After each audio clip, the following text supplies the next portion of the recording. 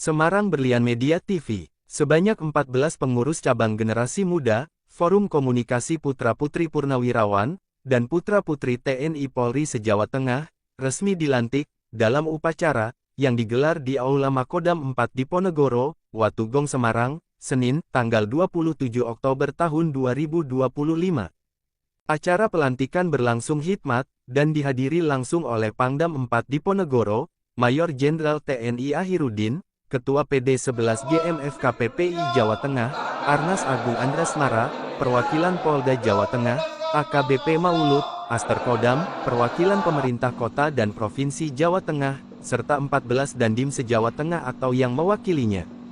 Pengurus yang dilantik berasal dari Semarang, Surakarta, Tegal, Banyumas, Purbalingga, Cilacap, Wonosobo, Purworejo, Kebumen, Brebes, Grobogan, Boyolali, Karanganyar, dan Klaten. Ketua PD 11 GMF KPPI Jawa Tengah, Arnas Agung Andrasmara, dalam sambutannya, menyampaikan bahwa, pelantikan ini, menjadi momentum kebangkitan, dan penguatan konsolidasi organisasi, di seluruh Jawa Tengah.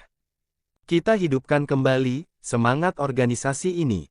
Memakai baju doreng, bukan sekadar kebanggaan, tapi tanggung jawab. Tidak semua orang bisa memakainya, ujar Arnas. Arnas menegaskan, GMF KPPI bukan hanya bagian dari keluarga besar TNI Polri, tetapi juga harus menjadi garda terdepan dalam menjaga keutuhan NKRI, serta memperkuat solidaritas antar kader. Hari ini mengukuhkan bahwa 15 pengurus cabang GMF KPPI hari ini telah dilantik. Teman-teman semuanya, sekali lagi bahwa tugas kita ini berat, seperti tadi yang disampaikan di tekad GMF KPPI, bahwa kita ini tidak hanya bagian dari keluarga besar TNI Polri, tapi bagaimana kita juga bisa menjadi salah satu garda terdepan bapak-bapak kita dalam segala hal. Tidak hanya menjaga NKRI, tapi juga menjaga solidaritas antar keluarga besar TNI Polri. Kitalah yang akan di depan.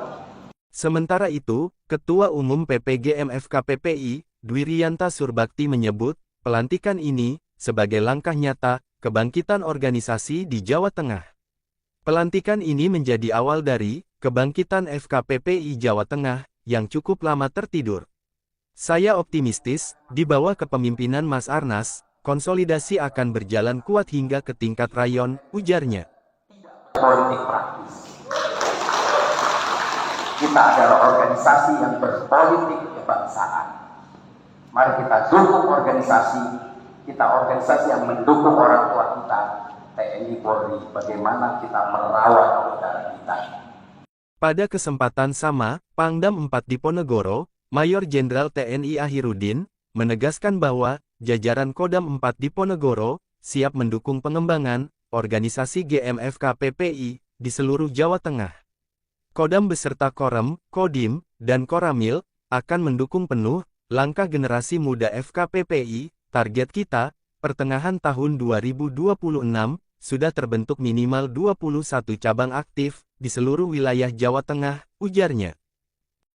Generasi muda FKPPI ini harus menjadi pelopor dalam menjaga keutuhan NKRI, menjunjung nilai-nilai Pancasila, dan berperan aktif dalam pembangunan daerah.